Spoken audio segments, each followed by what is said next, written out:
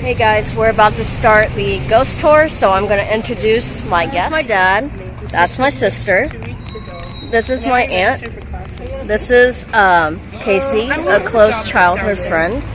These are my cousins, Elisa and Brianna, and two cousins on my mom's side, Zachary and Jake. And I'm going to be your ghostly guide for tonight.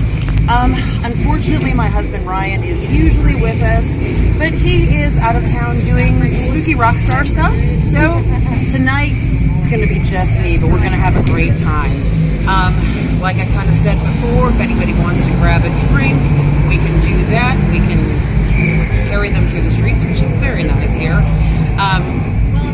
Just a couple of rules. Do your best to kind of stay together. We're going to travel just around a couple of blocks here. We're going to stop and tell some spooky stories about this area.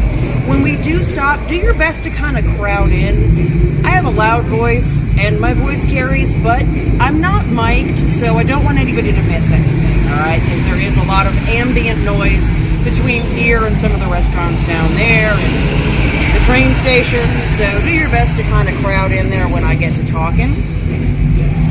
We're going to go to several different locations around here where we've had reports of some strange and unexplained activity, right?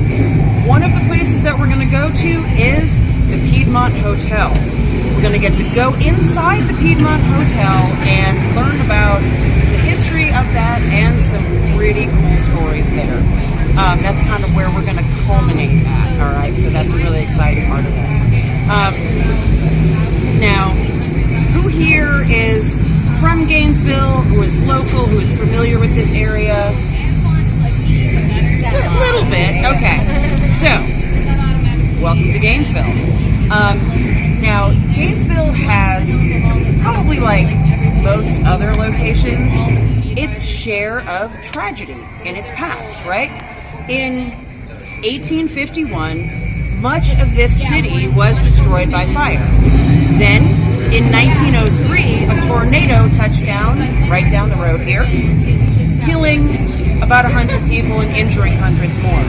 Then, just 33 years later, in 1936, an outbreak of tornadoes broke out across the southeast.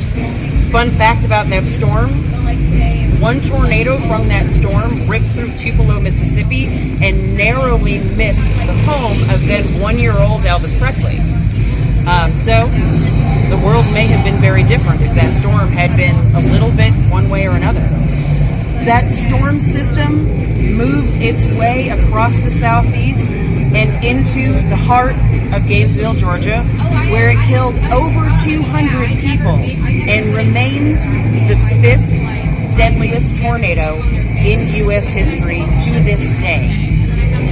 So I believe that those tragedies, among many others, have left their mark in this area and may be responsible for some of the activity that we're going to talk about this evening. Now, I had said we're going to go to different locations where some unexplained activity has been reported, right? But did you guys know that we're actually already at one of those locations? Here at Blackstrap, we have had several stories of unexplained, strange activity since we've opened the doors here, right? So, one of those stories concerns a good friend of mine named Jamie. He plays in a band who plays here periodically. He said one night he got here early for load-in. He was the first member of his band here. Nobody else is here, and he's just bringing his gear in. He walked by the green room, and as he walks by the green room, he sees a figure of a man who is facing away from him, facing the wall. And he said this guy kind of had the height and stature that was very similar to his bass player. So he said, "Oh, hey Robbie, I didn't know you were here, what's up?"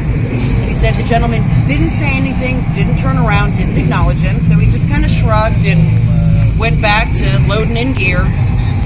And a few minutes later, he thought, why is Robbie not helping me load in gear? So he turned around and he went back there was no one there. So he walked around, wasn't able to find anybody. So he calls Robbie on the phone and he says, "Hey, where are you at?" To which Robbie said, "Oh man, I'm really sorry. I'll be there in about 30 minutes. So he then walked around this whole place, was not able to find the gentleman that he had seen in the green room, and even went so far as to review the security video footage with the owner Kyle, and they could not find this guy coming in or out. Still not real sure who that could have been. We've had other reports of people getting stuck or feeling trapped in the bathroom over on the back hallway there, the one on the left. And they describe it as not that like the door is stuck. They describe it as feeling like somebody is pushing or leaning on the door and not letting them out. So another friend of ours in the band, we have many friends in bands, said that he was here rehearsing one night in the rehearsal space, and he went to use the restroom, and he tried to come out, and he tried to open the door, and he said it felt like someone was pushing on it and not letting him out. So he's like, okay, it's my bandmates. They're just, doing what bandmates do. So he's like, haha, real funny guys, let me out. So about 30 seconds or so goes by, and all of a sudden, the door opens, right? It feels like whatever's there is gone. He opens the door, there's nobody there. So he goes back to the rehearsal area, and his band is all in there, and they all have their instruments, and they're in the process of rehearsing. So he's like, who was messing with me at the bathroom? And they're like, no idea what you're talking about. So, and there have been several incidents similar to that reported here. So, and this is a very old building. This area, we're not entirely sure what the source of that may be, but there continues to be some unexplained activity here. And we went ahead and went in the green room with some EMF detectors and with a camera, and we always kind of get a little activity around where Jamie says he saw that figure, kind of standing against the wall. Now, there's a whole bunch of electronic equipment over here, but over here there's not. We always get some activity there. So when we get back here, when we're done, we'll have to stick our head in there. We get some of the bands out of there and see what we see tonight, all right? Okay, so we are going to head down, to the Gainesville train station. So, I don't know if any of you are familiar with General James Longstreet, but as we get to the Piedmont Hotel, we're going to talk a lot more about General Longstreet. He was a very polarizing figure after the Civil War, very interesting character from the Civil War. However, General Longstreet moved to Gainesville, Georgia in 1875, and in 1876 he opened the Piedmont Hotel, which is one of the places we're going to next. And we're going to learn a lot more about the Piedmont Hotel in just a few minutes. But one notable thing about the Piedmont Hotel is that according to the Georgia Poultry Federation, Southern fried chicken was invented or was first concocted in the kitchen of the Piedmont Hotel. And if you can't trust the Georgia Poultry Federation, who can you trust? All right, so General Longstreet would walk down here to the train station to greet people coming to Gainesville and to invite them to dine on his wonderful chicken dish at his hotel. And he did this throughout till the end of his life. General Longstreet passed away in 1904, and people continued to see him greeting trains after that. They would report a figure that looked remarkably like General Longstreet. When the steam locomotives would pull in here to the station, they would see a figure that looked just like General Longstreet. And then when the engine would pull out and the steam would dissipate, that figure would disappear. That continued until the last steam locomotive pulled out of Gainesville in 1959. He has not been seen since, but rail fans and ghost hunters do continue to come down here and sit and watch and see if they can catch a look at General Longstreet. So far, no luck, but I like to keep hope alive that on a foggy night, maybe, we can still catch a glimpse of it, right? Or maybe we just need another steam engine. All right, we're going to move down this way a bit, and again, just be careful of the road here. Please see this creepy, hulking, vacant building behind me with the smokestack and the tree growing out the top. Everybody see that? Well, that vast, hulking building was the Gainesville Cotton Mill. That, I would say, is one of the most iconic and one of the most haunted buildings in this area. So, Gainesville Cotton Mill began business in 1902, and it did not cease until 1985. Back in the early 1900s, they employed over 500 people, mostly children between the ages of 8 and 16. Now, in the early 1900s, there were not child labor laws in Georgia like there are now. And times were tough, and some parents had to make some really tough decisions, and some kids got pulled out of school, and they had to go to work in the mill. Now, the mill used kids because of their small size. They could fit underneath, behind, and between some of this machinery so that they could grab cotton as it fell out and put it back into circulation.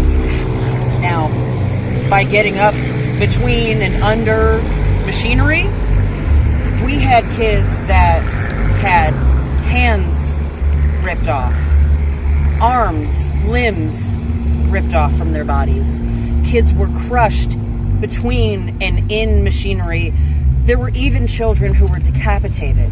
So that building was marked by pain and heartache pretty much from the time it's opened its doors. But on a summer day in 1903, disaster really struck. June 1st, 1903 started like any other summer day here in Georgia. It started clear, sunny, warm, working its way towards hot. Then about 12:30 in the afternoon, it started to get dark. Workers reported what looked like the plume from a smokestack of a locomotive coming towards them. Out of nowhere, the tornado hit.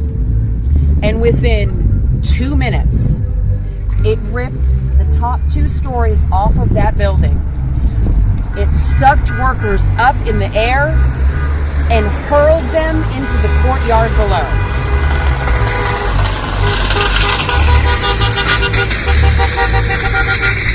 Oh, that's a safety problem, folks. After the tornado passed through, over 100 people were dead and many, many more were injured, mostly women and children. The storm then continued its path through town, destroying over 200 buildings and killing 18 more people between here and the center of town. And then 5 minutes after it started, the skies cleared up and the sun came out again. And there was hell at the cotton mill. A lot of these kids that worked here were never identified. Their remains were never claimed because a lot of them were orphans. And so, being orphans, they had to work there because they had to earn their keep. Their remains were laid to rest in the Mill Cemetery, and a lot of them remain unidentified to this day. So, in the intervening years since then, workers have reported an abundance of unexplained activity there. A lot have said they have heard what sounds like running feet, like small running feet on these upper floors. People have reported hearing what sounds like really huge equipment being dragged around, or just things being dragged across the floor in the upper floors. There was a gentleman who was interviewed who worked at the cotton mill for over 33 years. And he said that one night he's working and he hears what sounds like the elevator coming up to the upper floor. And so he starts moving towards that sound. And as he comes around the corner into the hallway, he sees a man walking rapidly towards him that he doesn't recognize as anybody that works at the mill. He said the man moves towards him, stepped into a shaft of light coming through a nearby window, and vanished. So, I believe, and many others believe, that this building is definitely haunted. However, I will say this. The current owners have installed cameras all over the property, and they do prosecute trespassers. They don't seem to care if you're a ghost hunter or urban explorer or curious local. They definitely do prosecute for trespassing. So as much as I would kill to maybe sneak in there and spend the night, the current owners are not on board, so I do not recommend anybody trying that. Maybe someday we'll get a chance, but as of right now, they may actually turn these into lofts someday. So I'm interested to see if they convert these into like some really cool loft apartments, what kind of stories we get coming out of those lofts. Because that seems to be the trajectory that the building is heading towards. It's an amazing building. Is it vacant? Yes. Yeah. It's owned by the same people that own the Gainesville Times, the parent company. Yeah. Just that brick building right there?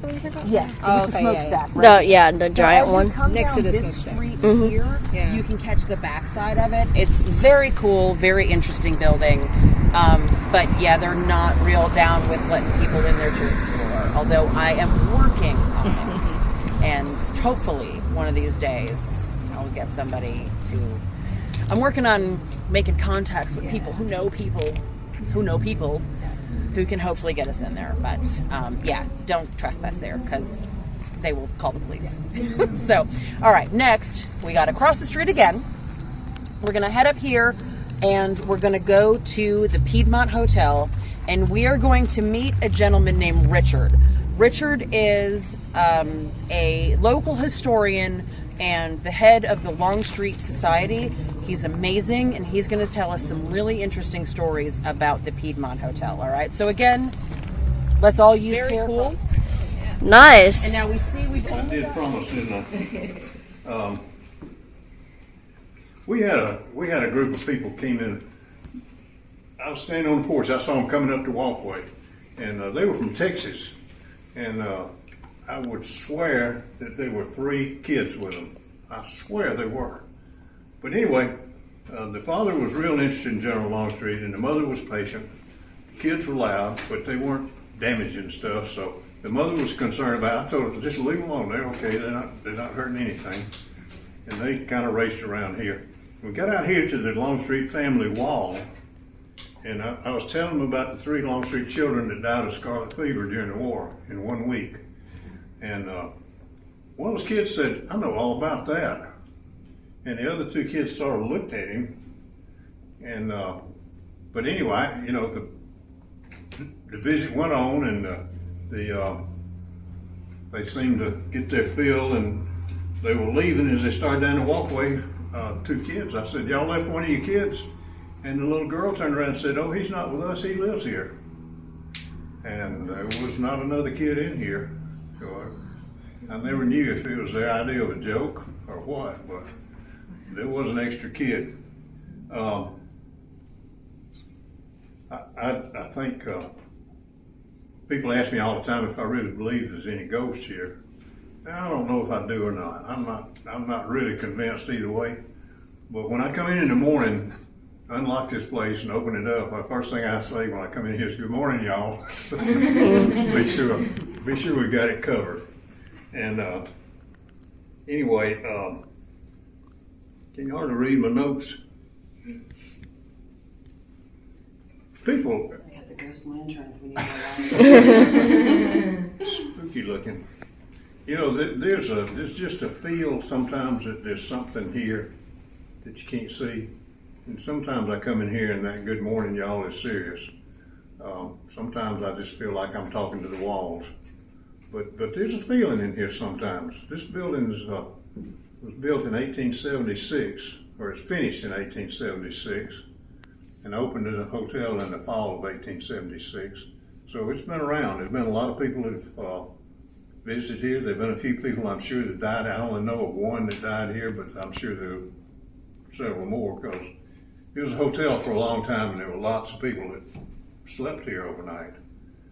And the people ask me, say, "You ever see General Longstreet's ghost?" And I say, "Well, why would it be General Longstreet? I mean, there were thousands of people that stayed here at one time or another." And but no, I've never seen General Longstreet's ghost. But then I've never seen a ghost anyway. So I want to see a ghost and a flying saucer before I check out, and I haven't seen either one yet. Anyway, you do get that feeling. Probably one of the potentially spookiest things is right over here. There's a brick from the old Cooper Pants Factory downtown. I don't know if y'all are familiar with that, but the tornado of 36, the largest number of deaths were in the Cooper Pants Factory. It was the employees were mostly young women and little girls. And when the storm was approaching and they heard it, they got in a stairwell, I guess at the bottom of the stairwell, got under the stairs, and that building collapsed on top of them. And they were trapped in there. And they think that most of them survived the fall of the building, but then the rubble caught fire. And there were like, I think 90 something that burned to death in that fire. And this brick from that location may have brought some spirits with it. I don't know, but I try to treat that brick with respect. And we just we don't know. A lot of things we don't know. General Longstreet had when the family decided to tear this old hotel down, and they were building little rental cottages with the lumber. But then they realized that the general had a daughter-in-law who was living here, and she was widowed by that time, and she had no income. She had no place to go. So they put a roof on this floor and left it, and they tore the rest of it down. It was 3 stories tall, and there was another wing over here. And so they left it for her to live in, and she raised her daughter here. And when her daughter was married, she married a soldier, and he was just getting out of the Army then, and he was going back to Maryland. So she moved to Maryland with him, and she spent the next 60 years in Maryland. And but the first time she came back here to visit her mother, she slept in this room right across the hall. And she told me one time, she said, "If you ever tell anybody this, I'll swear you're lying, because I don't want to talk to reporters about it." But she said, the first night that I was back, I woke up in the night, and those 3 children were standing at the foot of my bed. And I said, "Did you talk to them?" She said, "No, I didn't say anything. I wish I had." She said, "I spent the next day hoping they'd come back that night and I could ask some questions. But they didn't come back. And I promised her I wouldn't tell anybody, but she's dead now, so I think I can probably tell it. She might come back and haunt me. But anyway, that was our first encounter with the Longstreet family. here. Then we had a man and his wife were down here, down the hall, and he came and found me in the office, and he said, my wife was in the Wilson room, and he said, I just came out of the Wilson room, and he said, I looked up the hall, and he said, I saw a woman dressed in like normal work clothes for a woman of maybe 1880s, and he described her, and I said, well, you're describing General Longstreet's wife. That was Maria. And you saw her? And he said, yeah. He said, she just walked back in that room. He said, she smiled, she looked pleasant enough. And she went back in that room, and he said, I told my wife, I said, come. He said, I thought it was a reenactor or something like that. And I told my wife, I said, come on, let's go down here and see this lady. She's probably got something to tell us. And we got down there, and he said, there was nobody there. And he said, I don't understand it. And I said, well, I think you just saw a ghost. Why can't I see one?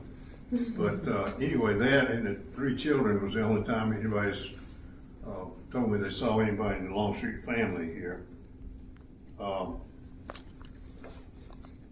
I had a friend back when I was in my 20s and 30s, and he was raised down in Pitts, Georgia, which is way down in southwest Georgia. And Pitts is small. It's a tiny town. It's smaller than Clermont. It's anyway. He said that about all they had, the kids when they were little kids. He said we just played marbles all day. And he said I collected those marbles. He said I had a bucket full of those marbles, and he showed me his bucket of marbles. And then he and his wife started building a new house and trying to sell their old house. And they sold the old house before they got the new house ready. So they had to get out of that. And their furniture ended up in my basement. And when they got in the new house, they moved the furniture out, took it over there. I still had the marbles. And I badgered him for 40 years about those marbles, and I still had them. And I got that bucket of marbles, and I brought it over here, and I called him, and I said, I'm going to start giving every kid that comes in here a fistful of marbles if you don't come get these marbles. And he finally came and got them, but I got a fistful of them, and I kept in there on my desk. And one day, one of our docents was back there in the office, and she said it had been a real quiet day, just boringly quiet. Said she actually found herself listening for see if there's any strange sounds in here. And she called me and she said, you know, I was listening really close. And I heard that. I saw a couple of y'all jump. That was me. But the next weekend, my wife was here, and she called me and she said, I just heard somebody drop a marble up in the other end of the building. And I said, well, you're not the first one. And so we didn't find either of those marbles, but my friend here was doing some cleanup work here last weekend.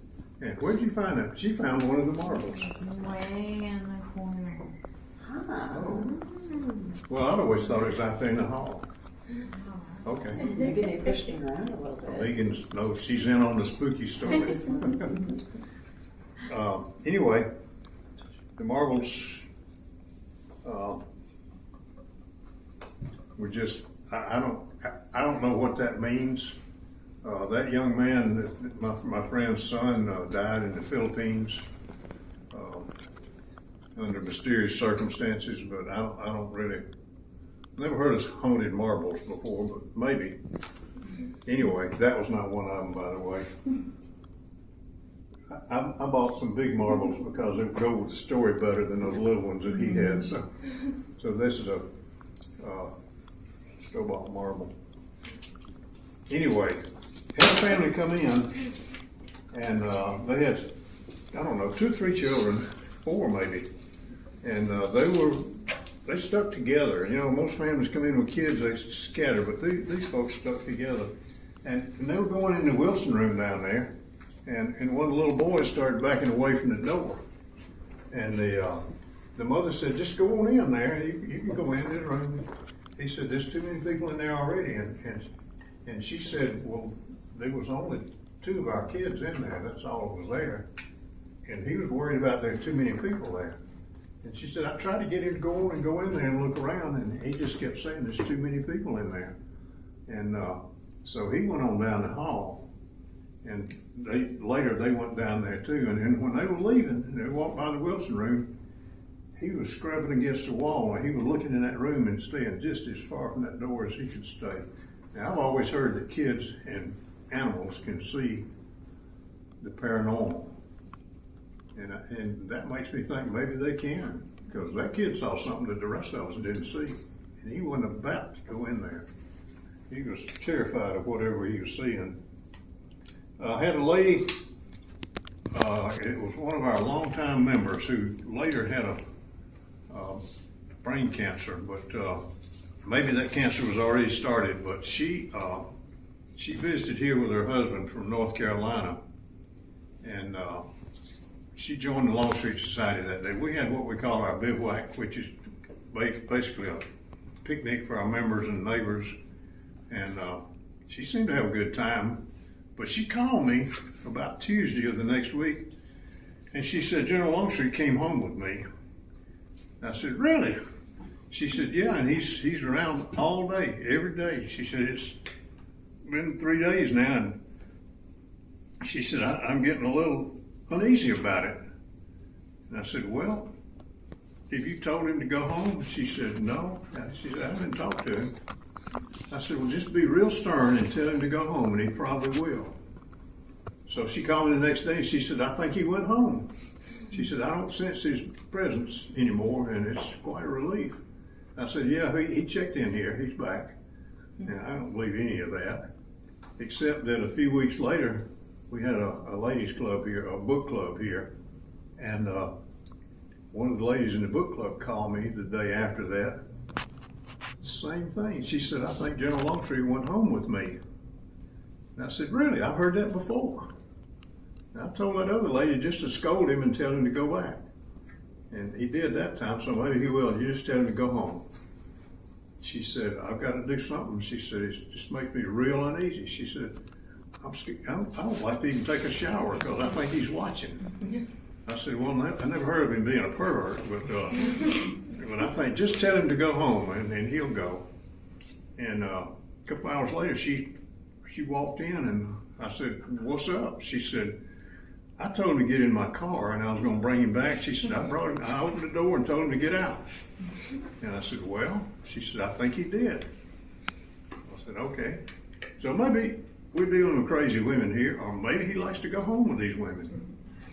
And I'll have to say neither one of these women was particularly attractive. So, and he always did, when I read about it, he was attracted to beautiful women. And being he was second in command of Lee's army. Everybody thinks it was Jackson, but it never was Jackson. It was always Longstreet. And in a position like that, I'm sure he had access to beautiful women. And I don't think these two women were anybody he'd go home with. So, who knows? They both thought he did. They both were sure of it. And the last story I tell, and this is not a very good one, but y'all are going out this way. I need to unlock the gate. I didn't do that. We had somebody go down that walkway and then come back. And he said, I came up the walkway when I got here. And there was a lady in a white dress just standing there beside the walkway. And I thought it was a little odd when I came, but then 45 minutes later I left and she's still standing there. He said, I think there's something wrong. And I looked out, I didn't see her. I said, well, she's gone now. And he said, well, good. So we don't know who she was, or why she was there, or why she stood there that long, and why that guy was the only one that saw her. But anyway, when y'all leave, you're going down that walkway in the dark, just keep that in mind. We will definitely watch out for it. And that's all of my ghost stories, but we're going to turn on the lights and y'all can take a quick look around. It's just better atmosphere with the lights off when we're doing this. So, Yeah. Megan, if you get that light switch, I'll get this one. Blinded, isn't it? All right, guys, take your time, look around this building, even beyond ghost stories is incredible and full of history. So take a few minutes, look at the walls, step into these rooms. This room here, the Wilson room, Woodrow Wilson's second daughter was born in this room. So it was before he was president, correct? Yeah. Yes.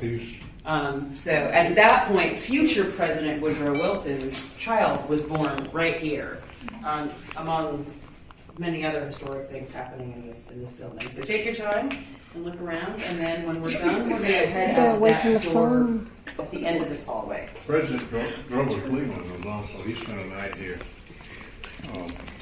Yeah, a lot of U.S. history occurred right here.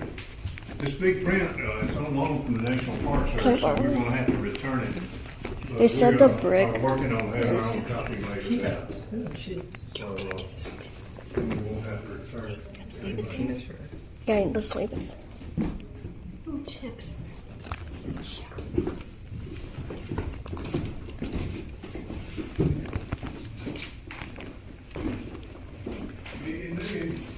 Oh, look at that chair.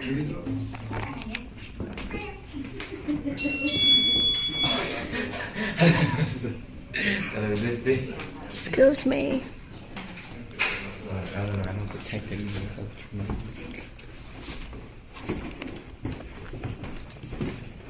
Somebody's got a question, sure. Look at all these.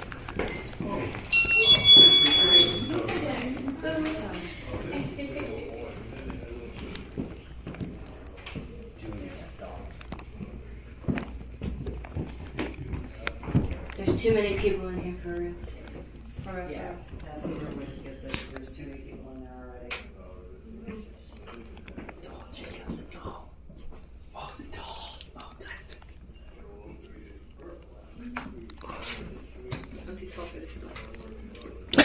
Too tall for the door. Hold on, you can fit through this. Hey, You can fit through that. put it right here. Don't hold it down. Yeah. Yeah, I don't think. She's in her 70s, she was building B-29 bombers at the West Nile Lockheed lab during World War II. And people said it's amazing. So, well, she's in her 80s, she's running for governor.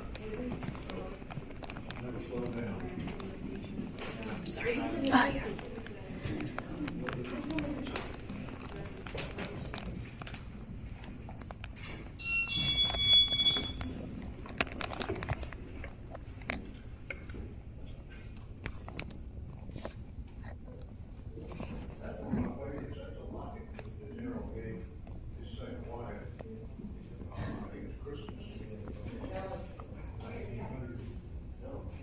Do you want to light it up more?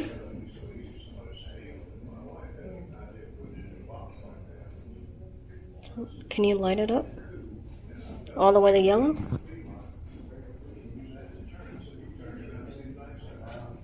Can you do it again?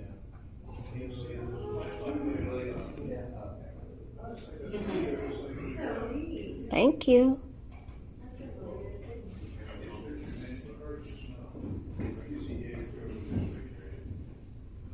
I did a ghost tour in Czech Republic years ago. A graveyard. And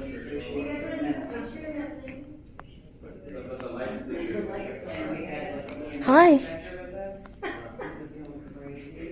He was so excited, and then we figured out they wanted the guys like this.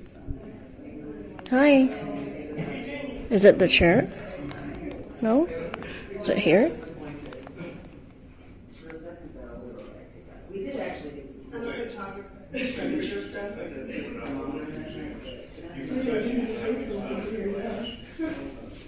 Can you do it all the way? Thank you. Can you do it to yellow? Thank you. Okay. Oh. Lining it up.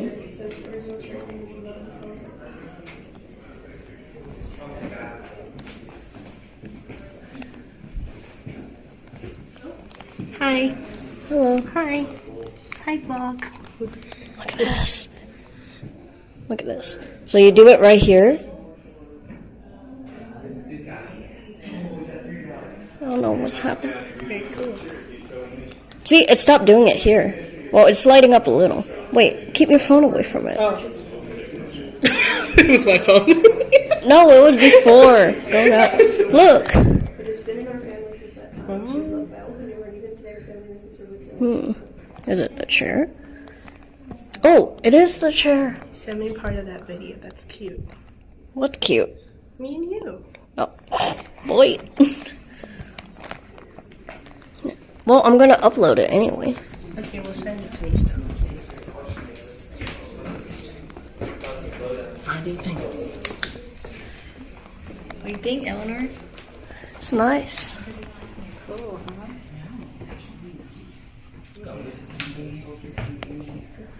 Oh, I got three. What did you guys do about the bomb threat? Yeah, it came by email. Yeah. At first I thought, that's just somebody messing with us. I was like, ignored it. The more I thought about it, I'm like, this place burned, blows up stuff. I'm like, pretty bad about it.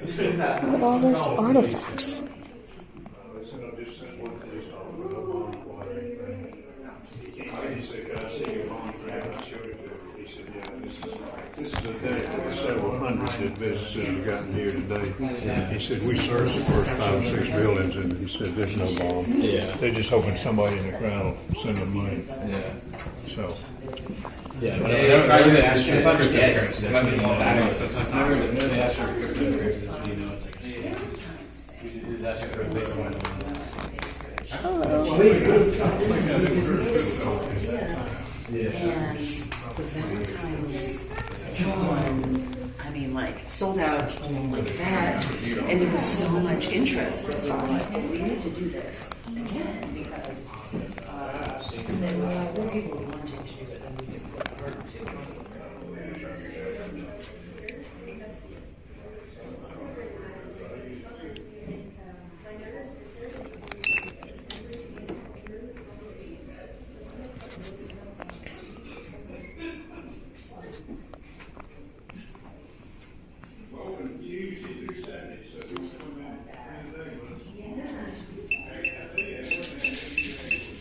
So far, investigating the house, there's like, I tried like different EMFs. There is a lot of energies around here because it would just spike up. And yeah, so it is really interesting. Yeah. So, we got everybody with us. Everybody, this is the Let There Be Rock Schools. This is a really, really cool place. The guy that owns Blackstrap, where our tour started, also owns this building here. This is a rock school. It's not just for kids, but it's primarily kids go here. They learn to play guitar, they learn to play drums, they learn to play bass. They are able to get into bands, and those bands actually perform down at Blackstrap on a regular basis. My husband is one of the instructors here. He teaches vocals at this school. And so that's how we got to know Kyle, who is the owner here. And, you know, Kyle is a dear friend of ours. And through that, got to know the other instructors here. One of the other instructors, his name is Evan, and he teaches guitar. So Evan, who is very much a skeptic, very much rooted in, you know, fact, the rock beneath his feet, had an experience here that shook him quite a bit that he did not want to share for a while. My husband had to work kind of hard to get it out of him. So after some time, Evan shared with him that he was here one night. All of the lessons had finished, all of the students had left, and he was working on guitar pedals. He was fixing one, and I am not a musician like everyone else that I know, but he was fixing these pedals, and he's got them hooked up to an amp, and it's very quiet. And he starts hearing people speaking. But it sounds to him like, you know the sounds where you can hear someone speaking a couple of rooms away, but you can't really make out what they're saying. You can just hear sort of that there is conversation going on. So that's kind of what he's hearing. And he's like focusing on what he's doing, not really paying attention to it. But as time goes on, it's kind of starting to annoy him. And he's thinking, okay, there's no one else here. So he starts to think maybe it's coming through the guitar amp. Because sometimes those amps will pick up different channels and radio stations and things like that. So he's like, okay, I guess it's probably coming through the amp. And it continues to happen, so he shuts the amp off. But he's still hearing the sounds. So now he's like, okay, concerned. So he gets up and he's like, maybe a couple of the kids are hanging around. Maybe they're doing kid stuff, right, as kids do, and they're going to mess with something. So he starts going through the building to see if he can find where these noises are coming from. And the way he described it is that as he moved through the building, he continued to hear these voices, but they always sounded like they were like 2 rooms away. No matter where he was at, they continued to sound. He'd move towards it, and then it would be just that far away over here, right? So he's like, yeah, I don't believe in ghosts, but I also don't like what's going on here, right? So he goes to check and kind of make sure the back door is locked up. And as he's moving towards the back of the building, all of a sudden he hears boom on the wall. And one of the posters just flies off the wall. So at this point, he's like, all right, I don't know what this is, but I am out of here. So he kind of like quickly hikes up to the front door here. As he gets to the front door, and he's got his phone out because he's starting to text Kyle, who's the owner, to tell him that something weird is going on, but at the same time, he's like, he's going to think I'm insane, so I don't want to do this. And he's kind of standing there thinking about whether or not he's going to text Kyle or if he's just going to go or what he's going to do. And he's right here at the front door, and he said all of a sudden at the back door, the door handle starts jostling real hard, like somebody is trying to get in. And he said he just went, yep, I'm done. And he left and he locked the door, and to this day he will not be here by himself. He still works here, still teaches class a couple times a week. He will not be here, particularly after dark, but he will not be here by himself. Because he's just like, no. And he's one that like didn't even want to share the story because he thought everyone was going to think he was crazy. So, you know, that's one that I fully believe that he had that experience. So, that concludes our tour for this evening. Now, your wristband for the tour does get you entrance into the show at Blackstrap. There's a couple of great bands playing there tonight, so feel free to go enjoy it. It's a great venue. I think the school is locked up. I'll check because Kyle's on tour right now, so he's not in town, but a lot of times he'll open the school up for us, but I believe that he's again, because he was here a couple weeks ago. They played at, God, what is it? The amphitheater in Alpharetta. But he's on tour right now. But it's a very, very cool place if you're into spooky stuff. But like I said, go ahead. You can go into Blackstrap, and then as you go through, the restroom that we've gotten a lot of reports of is like when you go down the hallway, the one that's in the corner to the left by that cool throne-looking chair there, if anybody made it back there. That's the restroom that we always have some weird experiences in. And then the green room is like as you're walking by the merch table, the green room is to the left there too. I'll walk by there and I'll see if none of the bands are in there. Maybe we can pop our head in there and you know, maybe we can take a couple little readings with EMF detectors and things like that. It depends on kind of where the bands are at in getting on and off stage, but we'll check that. All right, so thank you guys so much for coming out tonight.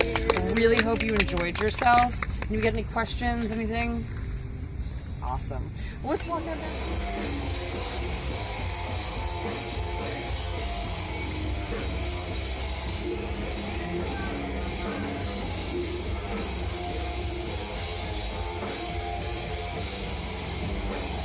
Guys, we are done with the ghost tour, so we are at Dairy Queen now. Sadly, they didn't have the slushy cherry slush, so I got a cherry Coke instead. But I think 3 of us got blizzards. I'm pretty sure. I don't know, but we are about to do the blizzard test. So here's mine. Yeah, look at that. Okay. Here's Ethan doing the test. Yeah, I hope you guys liked this video, and please like and subscribe. Bye!